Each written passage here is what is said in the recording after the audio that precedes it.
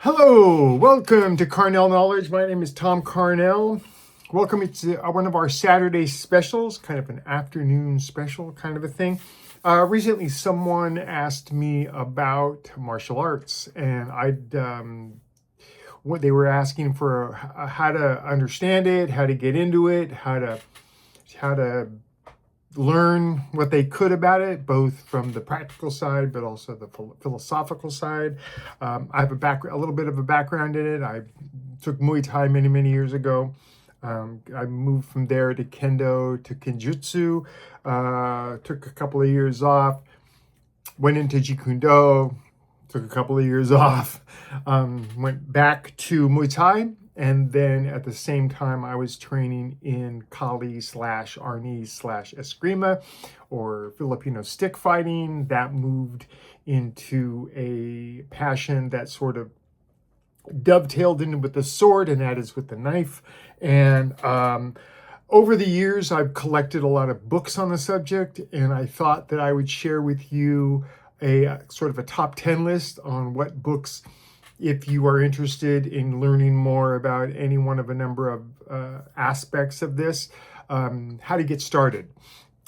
Quickly, that top 10 list grew to a top 20 list, which is what I've got here. And so I thought that I'd take one of our Saturday shows and just sort of go through it fairly cursorily to give you an idea, sort of point you in some certain directions that might help out your investigations, your path, your sort of a synopsis of learning. Got it? That's the premise. This is going to be super general. I'm not going to get too into what is better than the other. That's for bars and drinks over beers and stuff. This is purely just from my perspective. Books that have helped me both in the application, but also more importantly, the sort of mental perspective. So we're going to start where I always start in this discussion, and that is with a book by Lyra Boyko, Boiko, and it is called the Human Anatomy Coloring Book. What it is it's a coloring book that will talk about certain systems, circulatory system, skeletal system, muscular system. And in the course of things, it'll instruct you to color this blue, color this red. And it's a great way to learn about the human body without going through a full-blown anatomy course, which if you've got the time and you've got the inclination, definitely do that. My philosophy is, you should learn about how something goes together if you have plans to take it apart. It's always the first book that I give people when they're asking me about what do I think, where should I get started. Human Anatomy Coloring Book. It's the best and most non-scholastic way to learn about this subject. I have given it to my granddaughter, I've given it to friends, I've given it to all of these people that I have encountered in my life, because again, you've got to understand what we're dealing with, okay? It doesn't get into things, more esoteric things. This is purely, think of it as hardware, not software. It's all about the hardware, okay? So number one, and again, these aren't in any order. So number one, Human Anatomy Coloring Book. Next up, I would say there is a number of books by a guy named Rory Miller. Miller was a guy who worked in the penal institutions in, I believe it's Portland. Yes, Portland. His assignments included booking, maximum security, disciplinary and administrative segregation, mental health units, that kind of thing. He was a CERT member, which is Corrections Emergency Response Team, and a whole host of stuff. If you look him up, you'll find that he has a credibility as long as your arm. I'm going to highlight 3 of his books, although most of the other ones are well worth checking out. First book, Meditations on Violence, highly recommended. Scaling Force, that's a good book because, and here's why. He will take you through the what they call the monkey dance, the sort of puffing up your chest and poking on the other person's chest, and all of the things that lead up to a fight. He will then lead you through the fight itself, and highlighting things like most people that get in fights don't know what they're doing, because quite frankly, if they do know what they were doing, they wouldn't be in a fight. And then also, and most importantly, the legal ramifications. You can't just walk up and pop someone in the head. There's laws for that, and laws have courts for that, and that's how lawyers get rich. So that's really important, because you have to understand all of that stuff. You can't just be getting in fights and not thinking that you're going to be walking away scot-free. Maybe you're going to go to jail for assault. So you need to understand all of that. And then the third book is called The Little Black Book of Violence. See, he has a theme here. It's great stuff. It's very, very informative. It's not conjecture, which a lot of these things can be. It's a lot of knowledge born out of hard-won, one-on-one, intimate sort of information gathering. I don't support everything Rory Miller does, but I do think that these books in particular are very important, and I think that they're a good read for you to get your head around all that stuff. Because I have a background in sort of sword fighting, I'm going to recommend two books by Yagumu Nonori, who was a 17th century swordsman. First book is called The Life-Giving Sword, and another one, the other one is called The Sword and the Mind. He was an instructor to, he advised two shoguns. He was a contemporary of Minamoto Musashi, who's someone we're going to get to in a second. And in my estimation, all techniques flow from the sword. It's in Kali and Arnis and Eskrima, or in Filipino fighting, all things flow from the knife. But in other parts of the Asia, everything flows from the sword, whether it's Chinese martial arts or from Japanese martial arts, particularly Japanese martial arts. They are a little formal, these books, but there's a wealth of knowledge to be gathered through there. Number 4, a guy named Peyton Quinn, who used to work as a bouncer in a biker bar, wrote a book many, many years ago called A Bouncer's Guide to Barroom Brawling, and this is just that.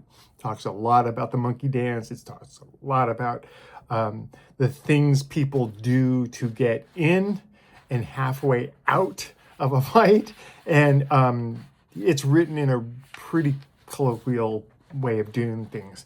Not only is it an informative book, but it looks great on your shelf. When people walk in, they think, what's that all about? But yeah, it's a fine book, and I do recommend it. Number 5, Takwon Soho. The book is called The Unfettered Mind. Takwon Soho was a 17th century renowned Japanese monk and Zen master. He has a pretty crucial role in the life of Miyamoto Musashi. He penned a collection of treatises unraveling the essence of Buddhist philosophy with eloquence and simplicity. The book is super small. It doesn't take a lot to get through it, but it's also one of those books that as you read it, it's not a skim, right? So you're going to read a portion of it, and then my advice is to always close the book, step back from the information, ponder what that means, and whether or not you can use it in any of your application. Remember, Bruce Lee talked a lot about absorbing what is useful and setting everything else aside. Some of that other stuff we're going to get to in a second. But there you go. Not a lot of people have read this book. I highly recommend it. But like I say, it's a pretty quick read. So, but I think it's a worthwhile and an informative one. Number 6, this is one that you should have seen coming down Main Street. The Hagakure from Yamamoto Yusunetoma. This was brought into public consciousness via Jim Jarmusch's film Ghost Dog, The Way of the Samurai with Forrest Whitaker. This is one of the most influential of all Japanese texts. written nearly 300 years ago to summarize the very essence of Bushido. It's a good book. It can be challenging to get through, but I believe in you. And it's one that I revisit probably every 4 or 5 years. It's not a quick read, but it's a valuable one. Number 7, should have seen this one coming too. The Gorin no Sho, aka The Book of the Five Rings by Miyamoto Musashi. This was written in around 1645. It's a manual. This is more practical. It's a manual on sword fighting techniques and has to do with Zen philosophy and also offers, like I say, tactics and strategies and that kind of thing. It's one of those books that a lot of people have on their shelf. But again, I always ask when I see it, have you read this? And the answer is usually no. It's a great book. I highly recommend looking through it.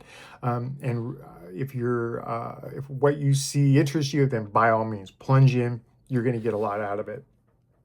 Number 8. My computer. Inazo Nitobi, he has a book called The Soul of Japan. This is more of an overview of Bushido and the idea of the way of the warrior and the idea of how that has influenced Japanese culture. It's great. Again, it's a book that I read early in my life and I keep coming back to time and time again. So I do recommend it to you as well. Let's see. Number 9, Adele Westbrook and Oscar Ratti, their book Aikido and the Dynamic Sphere. Now, I'm going to set aside whatever you might feel about Aikido. I don't have a really great opinion of it. I think it's a lot of agreement, but it does this book introduces some things that I think are pretty important. The idea of what is called a sphere of influences. Briefly, if you think of a person, think of a sphere going this way, a sphere going this way, a sphere going diagonal, and a sphere going the opposite diagonal. Drawing someone into that sphere, and then usually with Aikido is as you have drawn them in, you quickly reverse it, and it could be pretty devastating. And it brings into the conversation the idea of, to paraphrase, not being an asshole, not out there starting fights, but if a fight comes to you, or if an altercation comes to you, drawing that into your own sort of sphere, let's go use that word, that into your circle so that you can then neutralize it or provide yourself with a means of getting the hell out of there. I always say the best martial arts equipment are a good pair of shoes, because the fight that you always win is the fight that you don't get into. And the more that you learn about a lot of this stuff, the most important aspect is learning how not to get drawn into the bullshit, and how to just realize what matters and what doesn't matter. And what really matters is you going home at the end of the day without getting hurt. Number 10, another one that we should all see coming down Main Street, a book I've talked about on this show before, and that's The Tao Jeet Kune Do by Bruce Lee. I've said a lot about it. I think it's an important book. It can be tough to get through because it's mostly notes and summaries, but it's an important thing, because it brings up the idea of taking apart a system and, again, drawing from it the things that work for you and your body type and your skill level, and sort of setting aside, at least for the moment, the things that don't make sense, or the things that just won't work for you. So there's that. Number 11. Dave Grossman has a couple of books that I recommend. I highly recommend. One is called On Combat, and one is called On Killing. They are, On Combat talks more about warfare and more about strategies and how it affects individuals and how it might affect psychologically people. Same thing, but with On Killing becomes more focused. It's the blowback, the PTSD and the complex PTSD from that. On this podcast or the show, we've talked about there's the Act of Killing documentary. There's a few other things. I would also bring into this conversation von Clausewitz's book on war, which is a tough road to hoe. That's why I didn't include it. But it's also a really important book. On Killing introduces a lot of things like psychological testing that has been done, they're very, very good. Highly recommended. It all gets a little grim, but again, highly recommended. Number 12, Sam Sheridan has 2 books out that are sort of companion pieces. One is called A Fighter's Heart, and the other is called A Fighter's Mind. I'm going to read here from a second. In 1999, after a series of wildly adventurous jobs around the world, Sam Sheridan found himself in Australia, loaded with cash, and intent on not working until he spent it all. Within a year, he was in Bangkok with the greatest fighter in Muay Thai, and stepping through the ropes for a professional fight. This is a guy sort of getting his head and his heart around fighting and going out and learning the thing and realizing that it's not something people can just innately do. They are informative, they're entertaining, and they're well written. I think that these 2 are more of books that I think they are important to read. There is more talk in this about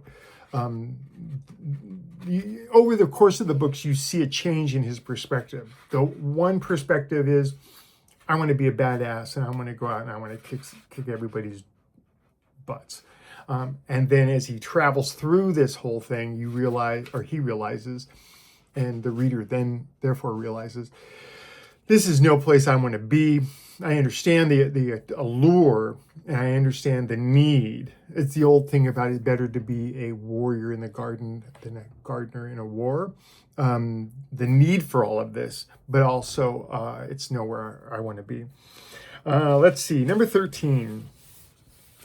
The Gavin de Becker, who had made a career of protecting people and predicting violent behavior, has a book called The Gift of Fear. His firm handles a lot of security for people in Hollywood and Silicon Valley, and he has a computerized risk assessment system that helped to analyze threats to people in Congress and the Supreme Court. This is a great book because it familiarizes the reader with the mechanics of fear and the mechanics of how to calm that whirlwind within you. It's more of a technical book, more of a psychological based book, but it's a good read, and definitely it's an aspect that doesn't get addressed a lot, but this does it with enough mix of distance and from a clinical outlook that makes it pretty understandable. So highly recommend that. Number 14, I had to include this one. Matthew Polly has a book called Bruce A Life. It's a biography of Bruce Lee. Bruce Lee is kind of a big thing in my life, but it's also a figure, and his life sort of goes through a lot of the transitions and a lot of the perspective that we've been talking about up until now. It's well written. It's comprehensive. And Polly has another book called it's something about for when he was younger, he went to China and enrolled in the Shaolin Temple and sort of was indoctrinated into that culture. That's also a great book. But Bruce Lee, A Life, is highly recommended. Number 15, Daniela Bolelli has a book called On the Warrior's Path. Talks a little bit about developing the body and the spirit, and the awareness that's necessary for a lot of this stuff. Connects martial arts with a larger perspective, excuse me, merging subtle philosophies with no holds barred competition.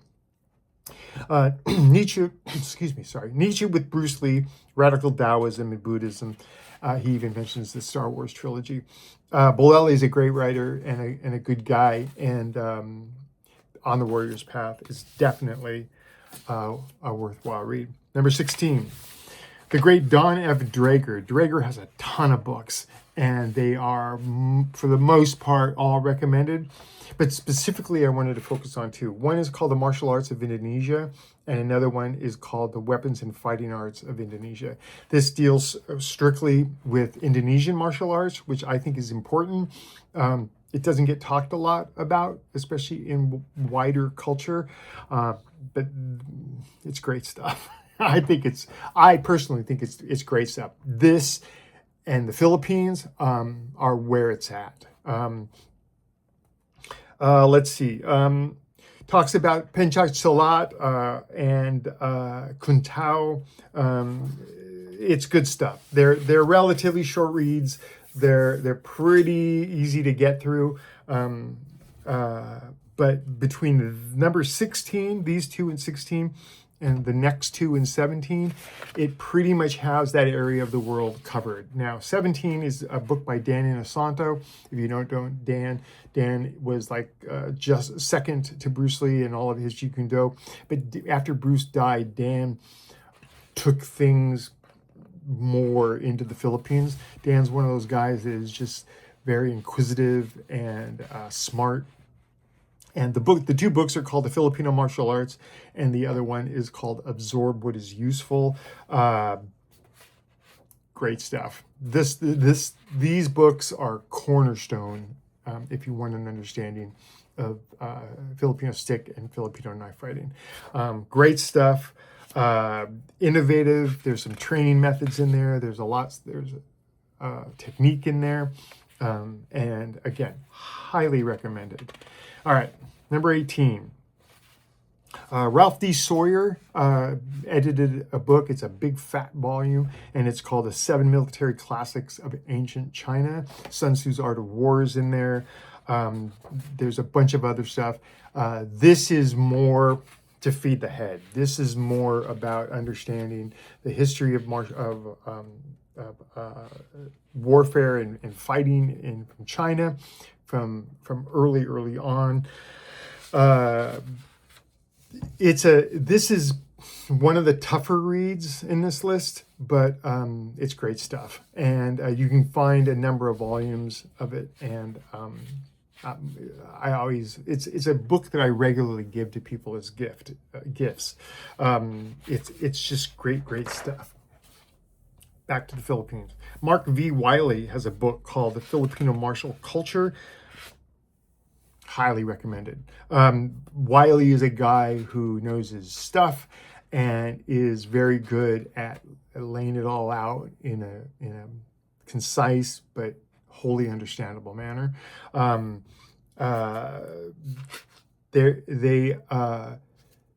Without being poppy and culturally, you know what I mean? Filipino Martial Culture is a great book. It again talks about the effect of not only the martial art, but also talks about the history. It talks about Magellan and talks about the rise of the cultures in the Philippines, of which there's a ton of it. It's really easy to go, oh yeah, the Philippines, but within the Philippines, there's a ton of subtly different cultures and subtly different takes on things, and this book covers it. The last book, one would think that I'm being sort of strictly Eastern Asia, Japan kind of way, but there's a whole other section of things that I think it's important to look at. Specifically, a guy named Guy Windsor. He has a book called A Medieval Longsword. There's something called HEMA, and I'm I just drew a blank on what him means. But it's about Eastern martial arts, not European martial arts, not Eastern or Asian martial arts. Talks about the realm of the knights, of longsword fighting, of dagger fighting, fighting within armor, all of that stuff. I don't mean this to be dismissive, but all the things you think about when you think Renaissance fair, that, but with muscle. So that is important because you never know where you're going to find the key that's going to unlock a wider understanding. Yeah. I would also mention a couple of other things as far as this goes. Look into the names Joachim Meyer, Tom Leone, Pietro Monti has a book called Collectanea. That is great stuff. And also, Shambhala Publications has a ton of stuff out there translated by Thomas Cleary. You can buy those without reservation. They're all really great. So that's 20. Again, this is super cursory of an explanation of what we're talking about. But with these 20 books, I think I'm sort of pushing you in a direction that if you have an interest in this stuff and not just about being, the whole UFC thing, which is an abomination in my eyes, but if you wanted to learn more about this stuff, these 20 books are a great place to start. So I hope that makes sense. I feel like it does. But if I'm not, and if you disagree with me, just let me know in the comments or email me at tomcarnell@gmail.com. Thanks for bearing with me on this one. I know this was a little off the beaten track, but it's a big chunk of my life and it's a big part of my personal growth. I share stuff. That's what I do. That's it. So I'll be back on Monday and we'll go back to our regular format of movies, a book, and some records. But I wanted to get this out and hopefully it helps, and hopefully it will shine a light in a direction that you can take your own personal interests. Okay? So thanks again. And if you haven't subscribed to the channel, please subscribe. But other than that, I'll see you on Monday.